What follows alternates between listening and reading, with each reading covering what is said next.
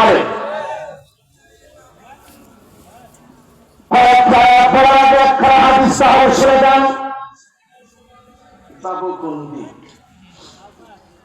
এই জাতিরে এই এত বছর ধরে বুঝাইতেছি, হ্যাঁ চিল্লে চিল্লে ভেঙে গেলাম, মরে গেলাম, তারপরও কিছু লোক করেন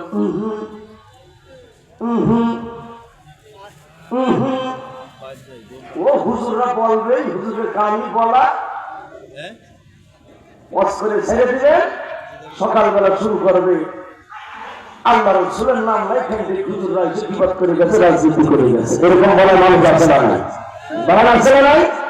এই আয়াতগুলো মনে রাখবেন, কিয়ামতের নেতাও ধরা যাবে, কর্মীও কথা ঠিক না ছেড়ে বলেন।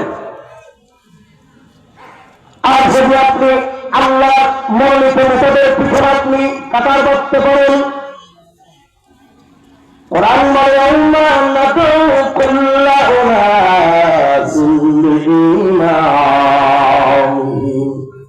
কান্দি করে খাড়া করেন ভাইয়ার, আল্লাহ বলেন হাসরের ময়দানে প্রত্যেক দলকে যখন আল্লাহ পাক ডাক দেব, তোমরা আসো, প্রতিটা দলের সঙ্গে থাকবে তাদের দলের নেতা।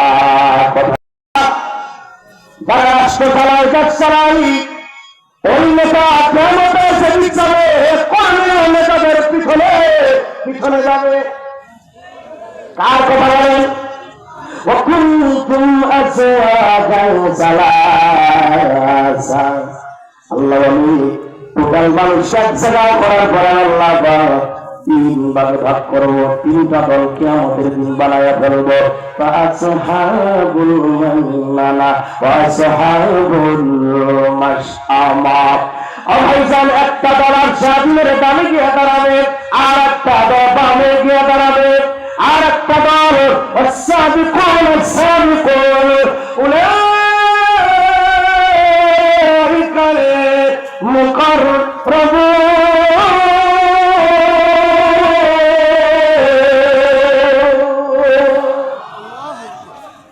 আল্লাহ এখানে দলের ওয়াজ করেছেন, আল্লাহ কয় এক দল বিনা হিসাবে জান্নাতে যাবে, আল্লাহু আকবার বলেন। আর একটা দল আর সামনের ডানে দাঁড়াবে, আর একটা দল বামে গিয়ে দাঁড়াবে।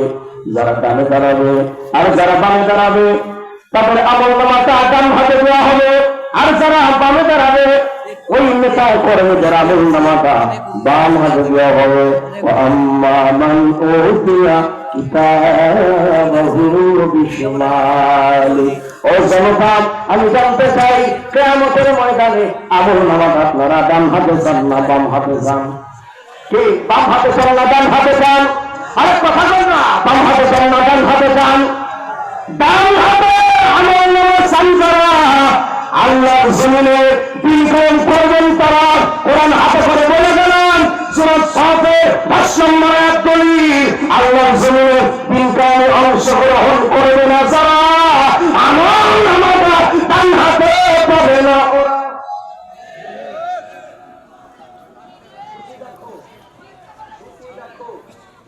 সূরা না হাক্কানা সূরা সব 60 থেকে দেখো, এই বাইর করে 10 নম্বর আয়াত।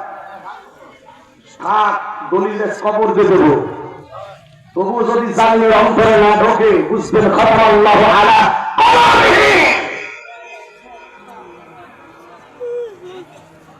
বাবাজিরা, আল্লাহর জমিনে শরিয়াত প্রতিষ্ঠার আন্দোলনে যদি যোগ না দেন, দাড়ি টুপি নিয়ে জাহান্নামে